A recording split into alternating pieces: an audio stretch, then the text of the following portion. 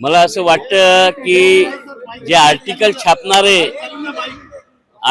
छापणारे जे कोणी पत्रकार असेल त्यांनी वस्तुस्थिती लक्षात घ्यायला पाहिजे होती की मी कशासाठी कुठे कोणाला भेटलो.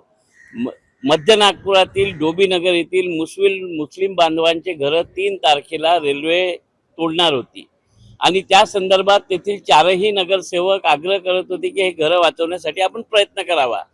ते नोटिफाईड स्लम होती. शासनाने त्यांना घरं दिल्यानंतरच त्यांना हटवण्याची कारवाई व्हायला पाहिजे होती.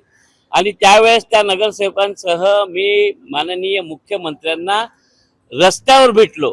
म्हणजे ते जात होते हेगडेवार स्मृतीमध्ये. मी त्यांना फोन केला. त्यांनी माणुसकी दाखवत मी त्यांना सांगितलं की असा असा प्रश्न आहे, मुस्लिम बांधव इथून बेघर होतील 3 तारखेला. त्यांनी रस्त्यात गाडी रोखून माझ्याशी भेटले. मी काही स्मृती मंदिरात गेलो नाही, त्याच्या बाहेर होतो. परंतु मला वाटतं की या लेखनी लिहिणाऱ्या पत्रकाराने ज्या पद्धतीनं ती टीका केली आहे, तर जनतेच्या प्रश्नासाठी मुख्यमंत्र्यांना भेटणं माझा अधिकार आहे, कारण की मी आमदार आहे.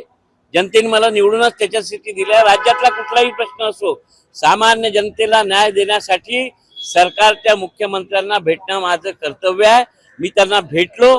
त्यांनी त्या प्रकरणाची दखल घेतली आणि आज डोबीनगरचे घर 3 तारखेला सुटले नाही. रेल्वेमध्ये बैठक झाली आणि NIT त्यांना घरं देण्याचं कबूल केलं आहे.